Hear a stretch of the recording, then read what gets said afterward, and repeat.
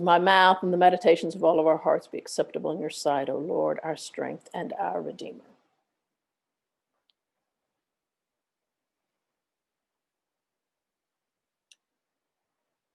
Today we are celebrating the second Sunday after the Epiphany. It's just 11 days ago when we were remembering the Magi at the manger. Although my Christmas decorations are still hanging, those 11 days, that journey of the Magi seems so long ago. The pandemic and all that has happened and hasn't happened in these 11 days have shifted our perspective of time and what time means. The Epiphany, though, the appearance, the awareness, the experience of God among us comes with its own perspective shifting stance. It happens for Samuel as he is being called by God, for Nathanael when Jesus calls him, and for us as we turn towards God, who is continuing to call us, to seek us out, to say, come, come and see.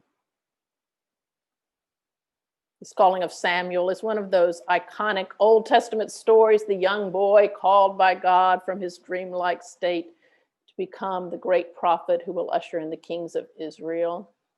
Yet this story of Samuel is more than about a story of a God calling this boy.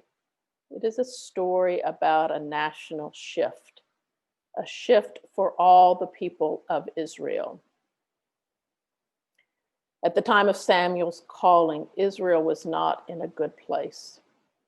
It was being ruled by the judges, who were judges not like we know as court judges, but high priest and other rulers, leaders like Eli. Things weren't going very well under these judges. The judges had forgotten God. The time of the judges is described as, quote, a time when a generation grew up who neither knew the Lord nor what he had done for Israel. They were like Eli's own sons, who were corrupt, blaspheming God, and without any recourse from Eli. Eli's eyesight, Samuel writes, has become and grown dim. He cannot see well. This isn't just about his physical eyesight. This is about his priestly, his prophetic, his vision. The word of the Lord was rare in those days. Visions were not widespread. Israel is losing its way, moving further and further away from God, losing sight of God. And in this moment, it is time for a shift. This is when God calls Samuel. This marks a major shift in the history of the people of Israel. God calls Samuel, and Samuel turns his attention away from Eli and towards God. At first, Samuel thinks it's Eli calling him. He turns 3 times to Eli and says, "Here I am, here I am." Samuel doesn't truly know God. He doesn't know where to turn. But then, with some help from Eli, Samuel turns toward God, and he opens himself up to see and hear God. And then a shift happens. Samuel responds, initially not with the words, "Here I am," but he says, "Speak, for your servant is listening." From this listening point of view, Samuel becomes the prophet who hears God's words and shares it with the kings and others of Israel, even over all their objections.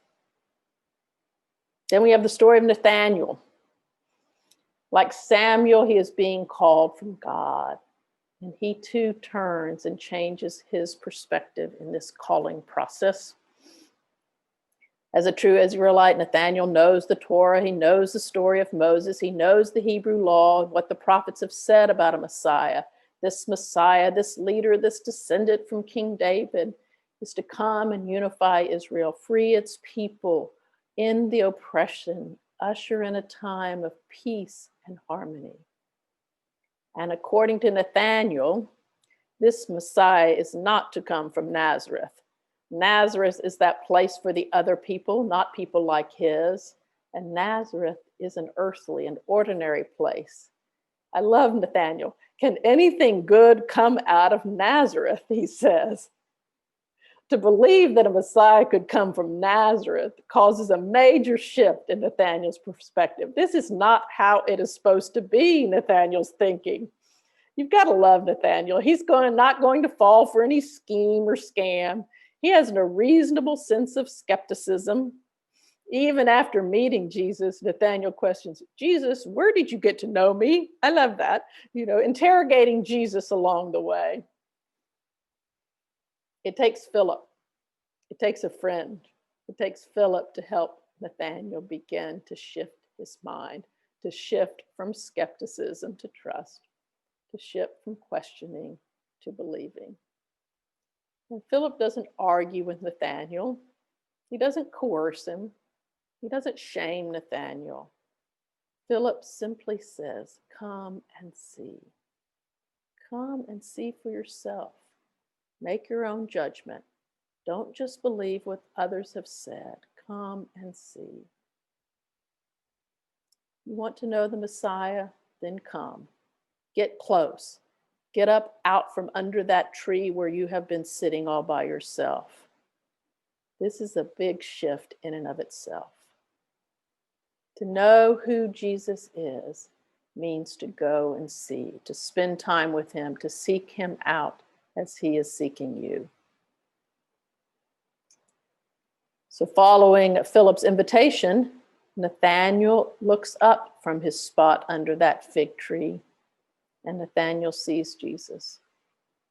Jesus who has found Nathanael.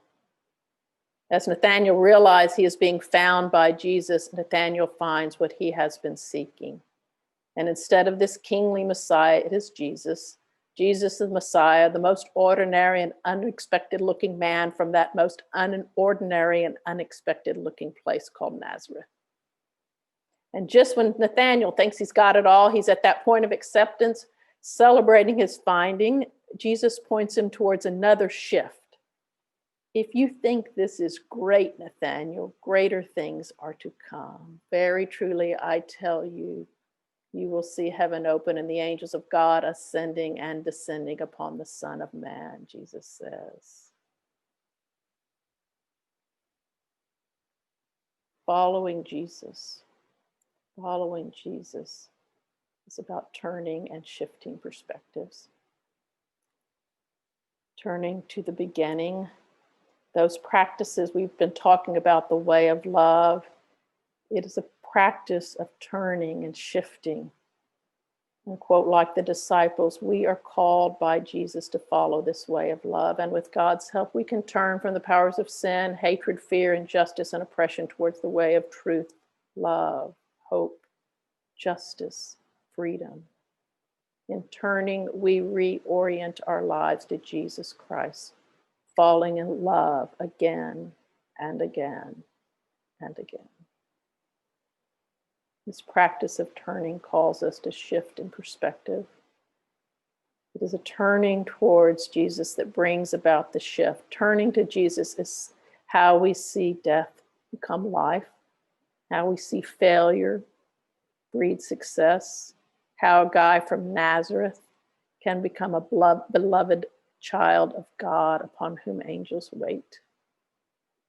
Turning towards this way of love causes a shift from a way of self-satisfaction, a way of control and fear, to God's way that is filled with purpose, filled with tenderness, filled with joy and beauty. The shift begins with the turn. Turning towards God, we are able to see God more clearly, and like Samuel, more freely able to respond like a follower with the words, "Your servant is listening." And like Nathanael, with listening ears and open eyes, we put aside our image of who and what God is about to see and follow God as God is. The turn and the shift give direction to our following. And it all begins with the come and see. Come and see this way of love. Come and see. and you'll find others traveling along with you. Epiphany is a come and see time. It's a time for turning our attention to see and hear God among us, who is calling out in the dark night, calling us from places where we are feeling stuck, where we are feeling alone. We all find ourselves in those places, and it seems like now more than ever. We need friends. We need fellow travelers who will help us along the way, who will call us out to come and see.